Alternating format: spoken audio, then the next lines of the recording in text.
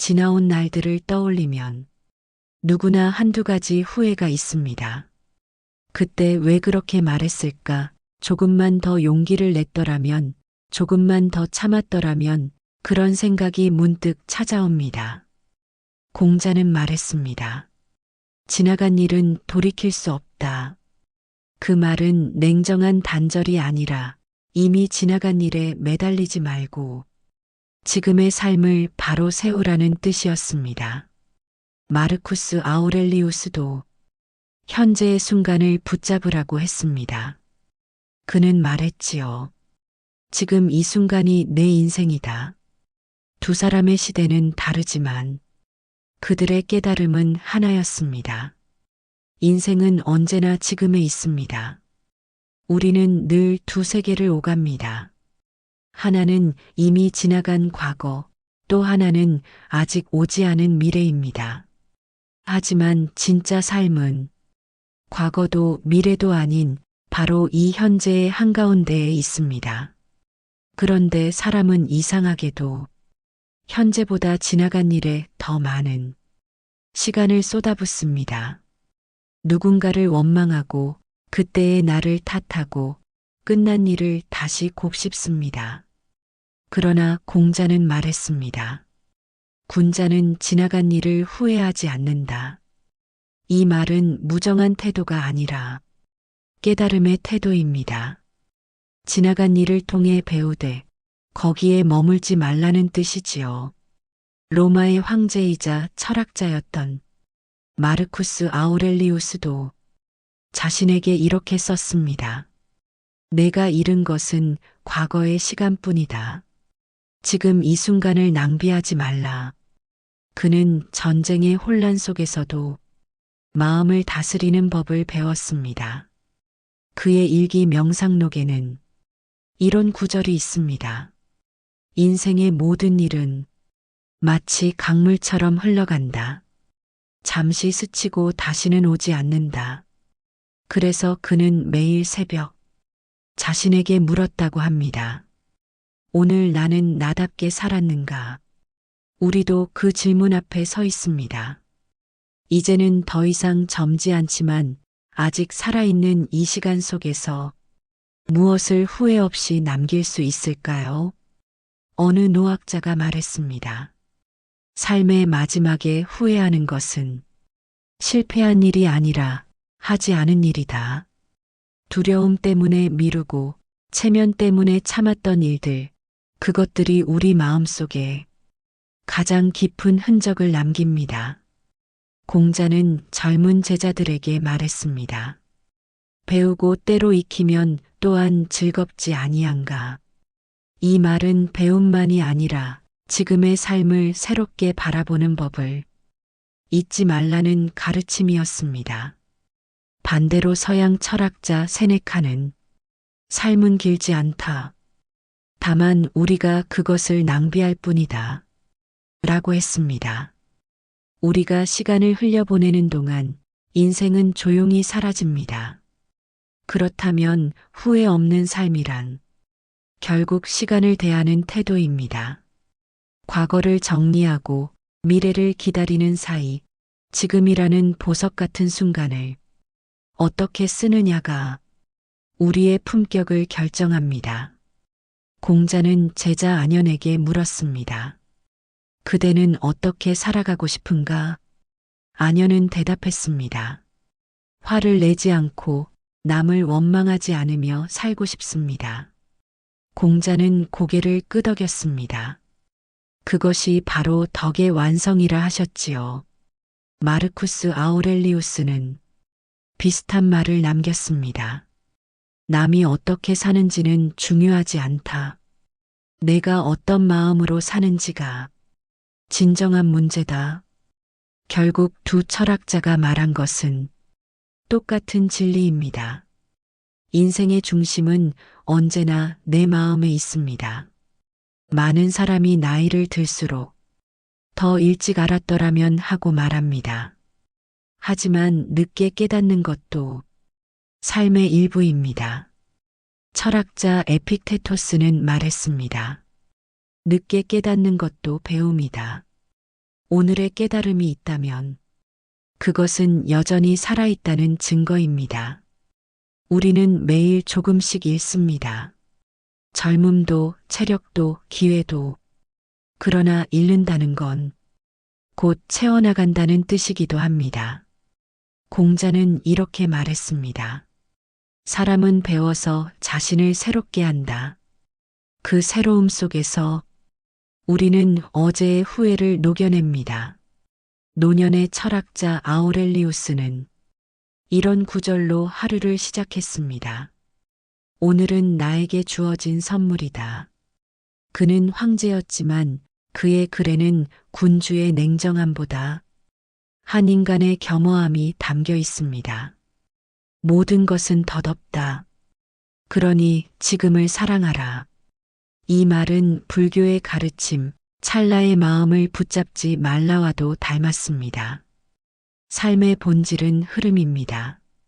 그 흐름에 저항하면 괴로워지고 흐름을 받아들이면 평화로워집니다. 공자 역시 같은 맥락으로 말했습니다. 하늘이 주신 도를 따르라. 즉, 자연의 이치를 거슬러 억지로 삶을 바꾸려 하지 말라는 뜻입니다. 후회를 내려놓는다는 건 흐름을 인정하는 일입니다. 심리학자 빅터 프랭클은 수용의 힘을 이렇게 표현했습니다. 우리에게 주어진 자유는 상황을 바꾸는 것이 아니라 그 상황을 대하는 태도다. 그 말은 지금 이 순간 우리가 어떻게 마음을 쓰느냐에 따라 인생이 달라진다는 뜻입니다. 그렇다면 후회를 없애는 길은 결국 마음의 정리입니다. 지나간 일은 감사로 덮고 오지 않은 일은 믿음으로 맡기며 지금의 순간을 사랑으로 채우는 것. 공자의 제자 자공은 물었습니다. 스승님, 인생에서 가장 큰 지혜는 무엇입니까? 공자는 잠시 침묵하다가 이렇게 말했습니다. 아는 것을 아는 것이라 하고 모르는 것을 모른다 하는 것. 이 말의 깊은 뜻은 겸손입니다. 자신의 한계를 인정하는 사람만이 후회 없는 길을 걸을 수 있습니다. 마르쿠스 아우렐리우스도 비슷한 깨달음을 남겼습니다. 세상은 내가 통제할 수 없는 일로 가득하다. 그러니 통제할 수 있는 것에 집중하라. 그것은 오직 너의 마음뿐이다. 두 사람의 가르침은 시대를 넘어 하나로 이어집니다. 이제 우리에게 남은 일은 마음을 정리하는 일입니다. 용서하지 못한 사람을 떠올리고 그에게 조용히 마음속으로 인사하세요. 당신을 원망하지 않겠습니다. 그 순간 내 안의 짐이 가벼워집니다. 그리고 아직 나 자신에게 괜찮다고 말하지 못했다면 오늘은 꼭 그렇게 해보시기 바랍니다. 그때의 나도 최선을 다했어. 이 말 한마디가 후회의 문을 닫고 평화의 문을 엽니다. 공자는 인생의 마지막 제자에게 이렇게 남겼다고 전해집니다. 배움은 끝이 없다. 다만 마음이 멈출 때 인생이 멈춘다. 그의 삶은 끊임없는 성찰이었습니다. 마르쿠스 아우렐리우스는 죽기 전날 밤 일기에 이렇게 썼습니다. 나는 충분히 살았다. 나는 나답게 살았다. 그는 죽음을 두려워하지 않았습니다. 그에게 죽음은 끝이 아니라 자연의 일부였습니다. 우리의 삶도 그렇습니다. 어느 날 문득 끝이 다가오더라도 그 순간이 두렵지 않으려면 지금 이 순간을 후회 없이 살아야 합니다. 오늘 하루를 마무리하며 이 말을 떠올려 보세요. 지금 이 순간이 내 인생이다. 그리고 공자의 말처럼 지나간 일은 돌이킬 수 없다. 그렇다면 남은 것은 단 하나, 지금 여기서 마음을 다해 사는 일입니다. 그것이야말로 후회 없는 인생의 시작입니다. 살다 보면 우리는 붙잡고 싶은 것이 많습니다. 사람도, 기억도, 젊음도, 심지어 아픈 일조차도 놓지 못할 때가 있습니다. 마음 한구석엔 늘 이건 내 거야 라는 보이지 않는 끈이 있습니다. 그 끈은 처음엔 우릴 지탱해주는 듯 하지만 시간이 갈수록 우릴 조용히 묶어둡니다. 장자는 말했습니다. 바람이 불면 흔들리고 바람이 멈추면 고요하다. 자연의 흐름을 거스르지 말고 그대로 두라는 뜻이었습니다. 그는 새장 속의 새보다 하늘을 나는 새가 더 행복하다고 했습니다. 왜냐하면 자유는 붙잡음이 아니라 놓음에서 온다고 믿었기 때문입니다. 불교에서는 이를 무상이라 합니다. 모든 것은 변한다는 뜻이지요. 꽃은 피었다가 지고 사람은 태어나 늙고 감정도 머물지 않습니다. 그런데 우리는 그 변화를 받아들이지 못할 때 괴로워집니다. 마르쿠스 아우렐리우스는 말했습니다. 소유는 환상이다. 잠시 내 곁에 머물 뿐 결국 아무것도 너의 것이 아니다. 황제였던 그조차 자신이 가진 것의 허망함을 알았습니다. 그래서 그는 매일 새벽 손가락을 펴고 스스로에게 말했습니다. 이 모든 것은 사라질 것이다. 그러니 지금 사랑하라. 우리는 나이가 들수록 더 많은 것을 잃습니다. 가까운 사람도 떠나고 몸의 힘도 줄고 젊은 날의 기운도 희미해집니다. 그럴 때마다 마음이 묻습니다. 나는 이제 무엇으로 살아야 하지? 그 질문에 대한 답은 비움 속에서 찾아야 합니다.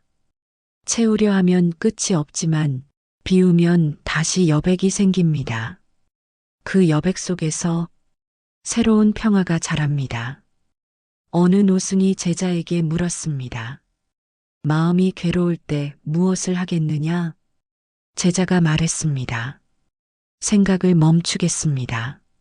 노승이 고개를 저었습니다. 멈추려 하지 말고 생각이 지나가게 두어라. 그것이 놓아주는 첫걸음이었습니다. 장자는 꿈에서 나비가 되었습니다. 그는 깨어난 뒤 말했지요. 내가 나비인지 나비가 나인지 모르겠다. 이 이야기는 모든 존재는 흐름 속에 있다는 깨달음입니다. 그는 구분과 집착을 버릴 때 비로소 자유로워진다고 했습니다. 우리의 삶도 그렇습니다. 누군가를 사랑했기에 아프고 무언가를 잃었기에 슬픕니다. 그러나 그 감정마저도 언젠가 지나갑니다. 그것이 무상입니다. 아우렐리우스는 일기에 이렇게 썼습니다. 오늘 내가 슬퍼하는 그 일도 내일이면 기억조차 희미해질 것이다. 그렇다면 지금의 고통은 잠시 머무는 손님일 뿐이다.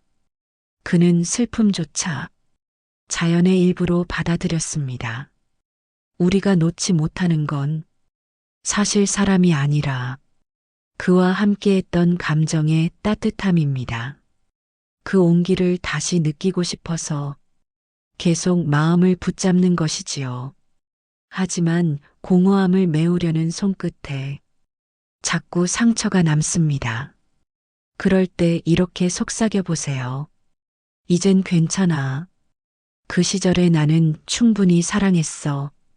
이 말 한마디가 과거의 나를 품어줍니다. 그 순간 집착은 사라지고 감사는 남습니다. 장자는 무의를 말했습니다. 억지로 바꾸려 하지 말고 자연스러운 흐름에 몸을 맡기라 했습니다. 삶은 붙잡을수록 새어나가고 놓을수록 우리 곁에 머뭅니다. 불교에서는 이를 비움의 지혜라 합니다. 그릇이 꽉 차 있으면 새 물을 담을 수 없습니다. 비워야 채울 수 있습니다. 마음도 같습니다. 미련과 욕심을 비워야 평화와 자비가 들어옵니다.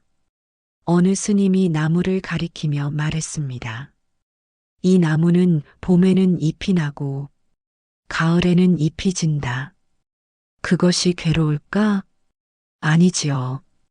나무는 계절을 탓하지 않습니다. 그저 그 자리에 서 있을 뿐입니다. 그게 자연입니다. 우리가 인생의 가을을 맞이했다면 그 또한 나무처럼 받아들이면 됩니다. 잎이 떨어져야 새싹이 날 자리가 생깁니다. 잃는 것은 끝이 아니라 다시 채워질 공간입니다. 서양 철학자 에픽테토스도 말했습니다. 내가 잃은 것은 본래 내 것이 아니었다.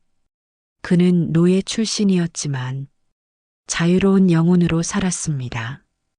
왜냐하면 소유에 집착을 놓았기 때문입니다. 우리도 그처럼 배워야 합니다. 가진 것을 쥐고 있느라 보지 못한 하늘이 있습니다. 놓는 순간 세상이 다시 넓어집니다. 공자도 말했습니다. 군자는 욕심으로 스스로를 해치지 않는다. 진정한 품격은 무엇을 더 가지느냐가 아니라 무엇을 내려놓을 줄 아느냐에 있습니다. 한 노부부의 이야기입니다. 남편이 세상을 떠난 뒤 아내는 매일 그의 옷을 정리하지 못했습니다. 냄새가 사라질까봐, 기억이 흐려질까봐 두려웠습니다. 그러던 어느 날 그녀는 조용히 옷장을 열고 한 벌의 셔츠를 꺼내 말했습니다. 이제 보내줄게요. 그 순간 눈물이 흘렀지만 그 마음엔 평화가 피어났습니다. 놓는다는 건 잊는 게 아닙니다. 감사로 바꾸는 일입니다. 붙잡고 있을 땐 아픔이지만 놓고 나면 추억이 됩니다. 마르쿠스 아우렐리우스는 말했습니다. 모든 것은 너에게 잠시 빌려진 것이다. 그는 권력, 사랑, 명예, 젊음 모두 언젠가 사라진다는 걸 알았습니다. 그래서 이렇게 썼습니다. 사라짐을 슬퍼하지 말라. 그것은 자연의 순환일 뿐이다. 우리가 떠나보내는 모든 것은 사실 우리에게 왔다가 제자리를 찾아가는 것입니다. 그걸 막으려 하면 괴로워지고 흐름을 인정하면 자유로워집니다. 불교의 경전에는 이런 말이 있습니다. 모든 것은 잠시 빌린 것이다. 그 빌림이 끝나면 돌려보내라.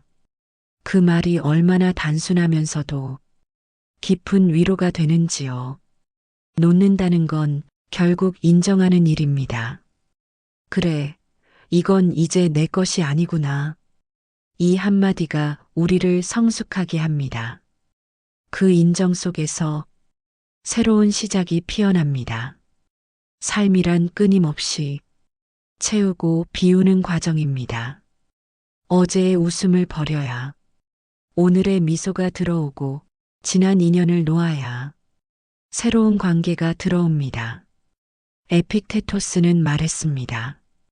그대가 사랑하는 것을 언제든 잃을 수 있다는 사실을 기억하라.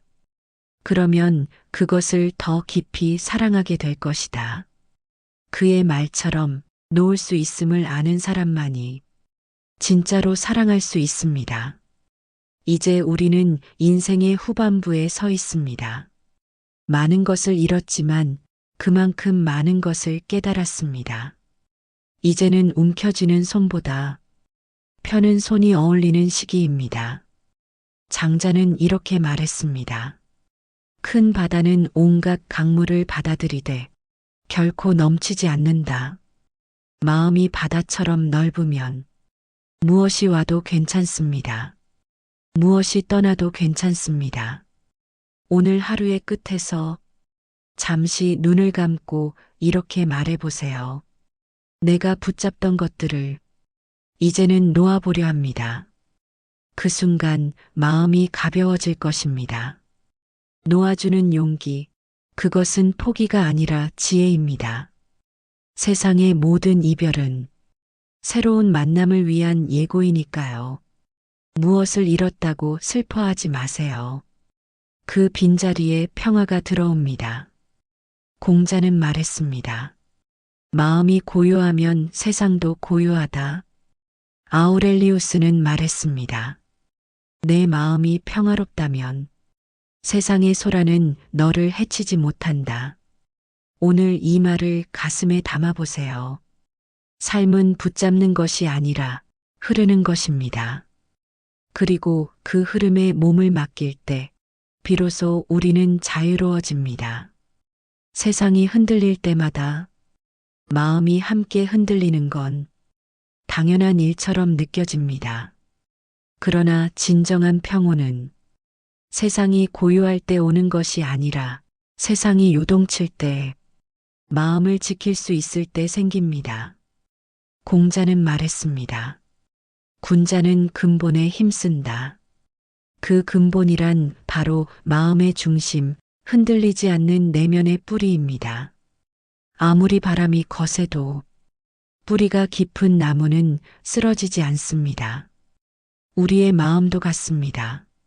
삶의 폭풍 속에서도 마음의 뿌리가 깊다면 그 어떤 바람에도 넘어지지 않습니다.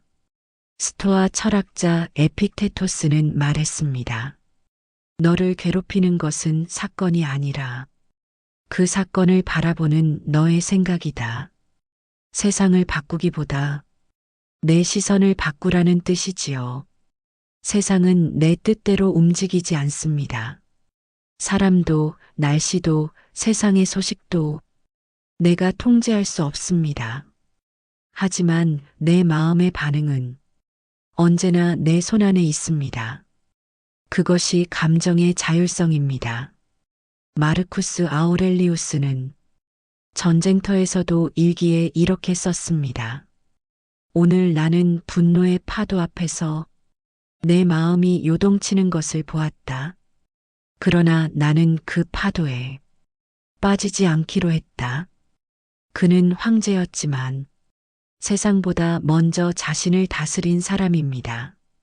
그에게 통치는 권력이 아니라 자기 마음의 평화를 지키는 일이었습니다. 공자도 같은 말을 남겼습니다. 마음이 고요하면 세상의 소리도 고요하게 들린다. 이 말은 외부의 소음을 없애는 것이 아니라 내 마음의 중심을 단단히 세우라는 뜻입니다. 어느 날 제자가 물었습니다. 스승님, 사람들의 말이 저를 괴롭힙니다. 공자는 웃으며 대답했습니다. 그들의 말은 바람과 같다.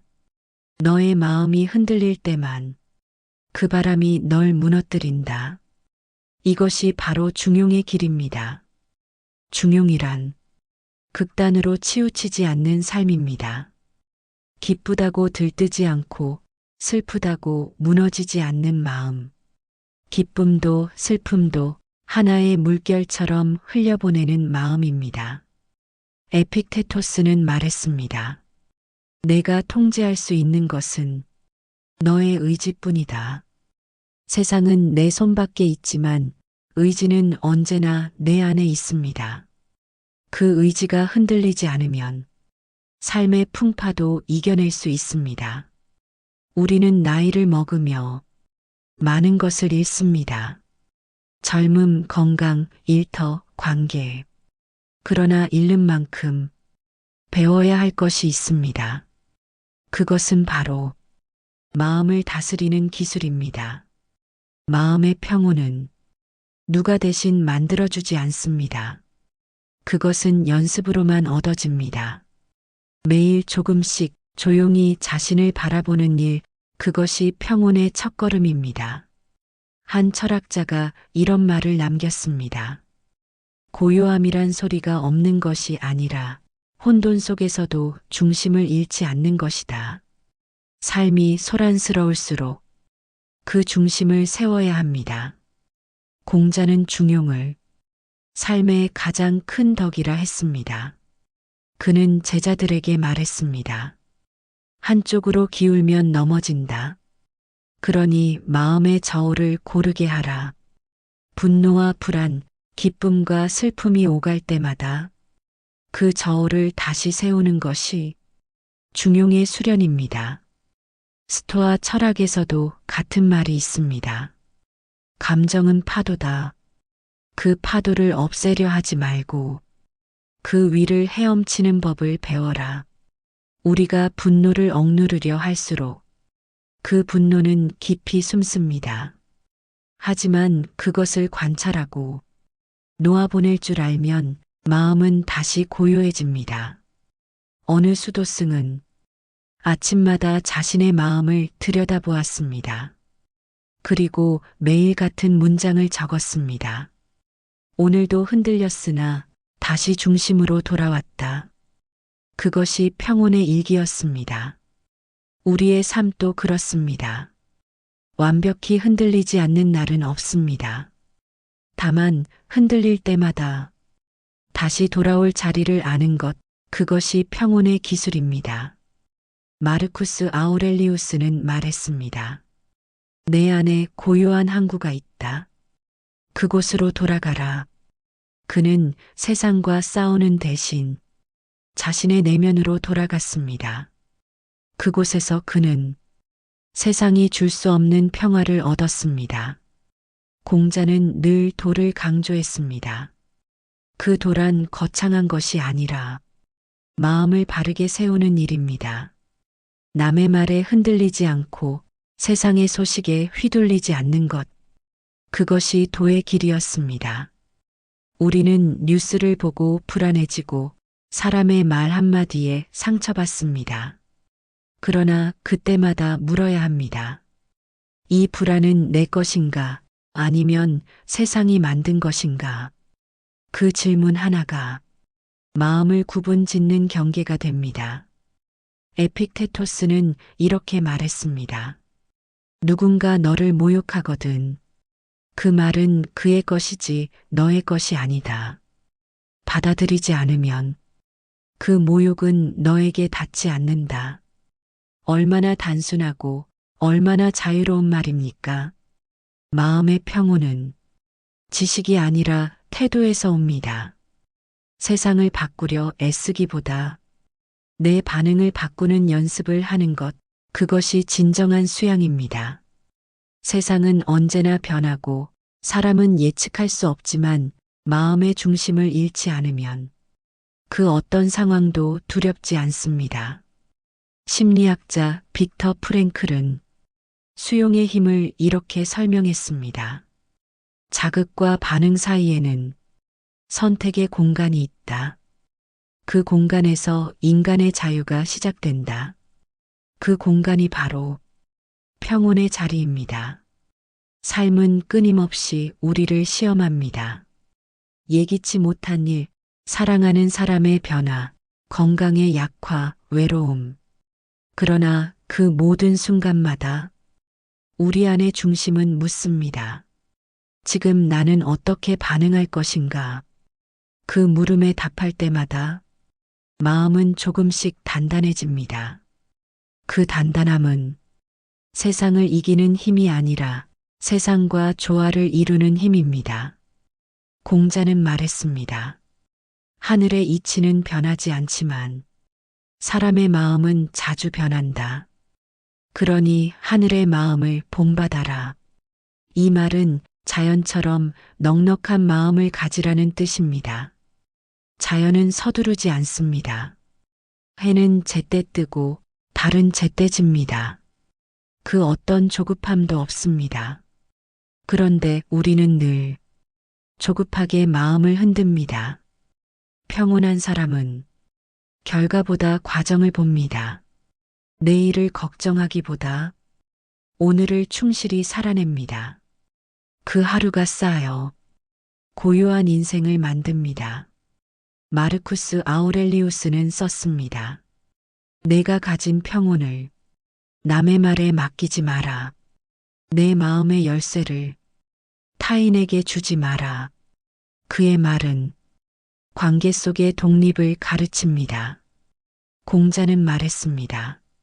남이 나를 알아주지 않아도 성내지 않는 사람, 그가 군자다. 인정받지 않아도 마음이 평온한 사람, 그가 진정한 자유인입니다. 우리가 흔들리는 이유는 타인의 시선에 마음을 맡기기 때문입니다. 그 시선을 거두는 순간 마음은 다시 고요해집니다. 평온의 기술은 결국 내면의 귀향입니다.